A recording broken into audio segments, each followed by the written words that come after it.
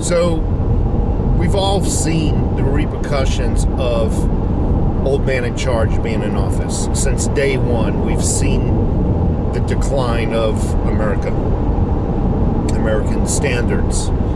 We've seen it, and we were warned about it. We're all talking about it. That's good. That's good. But one thing we're not talking about, and I just don't think we're paying enough attention to. By the way, good morning. Welcome to the Overtaxed Taxpayer channel with Joe. And I'm overtaxed. One thing we're not talking about, and I think it's even more important, because this is just one man. When this old man in charge goes away, he goes away, regardless of whether he goes away voluntarily or whether they utilize the 25th Amendment to get him out. Once he goes away, he's gone. However, the news media outlets will always be there. They are the bigger threat than he is. They are the bigger threat than any president can ever wish to be. The news media outlets, and people seem to forget their actions during the last 6 years. More importantly, they seem to forget the news media's actions during the entire Trump-Biden campaign 2019. They seem to forget their actions leading all the way up to the elections and throughout the elections. What were those actions? Hiding old man in charge. Hiding him and protecting him, and anybody calling out their blanket of protection, they were deemed as racist, homophobic, you name it, every adjective, every negative adjective in the book. He hid in a effing basement during the entire campaign, and the times that he did come out to a parking lot that was empty with maybe a few cars in it. Cars. Socially distanced? Are you freaking kidding me? Are you so stupid? A car needs to be social distance because you're sitting in it? No, that was an excuse to fill up the parking lot, to give it the illusion that it was full.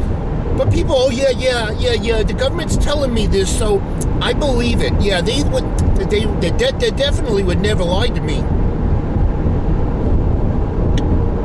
They protected him when he got on stage, and perhaps most of the cars was from his assistants. Who knows? Maybe they were all rentals. Maybe the assistants rented cars, filled up the parking lots, and then returned them to Hertz. I don't freaking know. But I do know every time he came out, it was just a mumbling fool, just a buffoon. They protected him. They protected him, they protected him, they protected him. They lied to the people of the United States. They misinformed the people of the United States and misled them into making an incorrect voting decision. And people seem to forget this, that they, the news media outlets, are the worst enemy of them all. That, and obviously, all the Facebook, the Twitters, the YouTube corporations, those corporations as well. Don't get me wrong, I'm not forgetting it. When I say news media outlets, I mean the entire news media outlet machine. Anybody that can produce a freaking article. Everything from Fox News, VOX, not Fox, because Fox was painted as a white supremacist news outlet. They're the ones who've been telling you the truth. They're the ones that everything they've said has come true so far.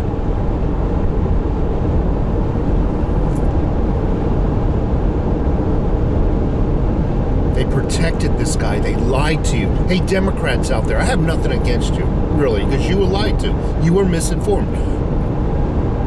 Do you currently have buyer's remorse?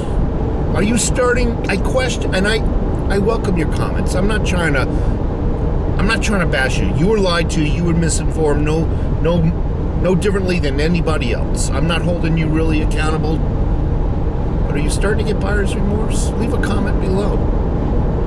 This is the true enemy of the state, the news media outlet machine. To include Hollywood, the music industry, all them professional armchair politicians. They know it all for you. They knew it all. They helped protect Biden. That whole that television, anything coming out of that television, in my opinion, is an enemy of the state. I have to say it. It's a true fact.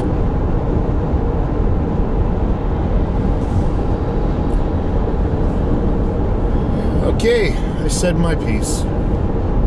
Off to work I go.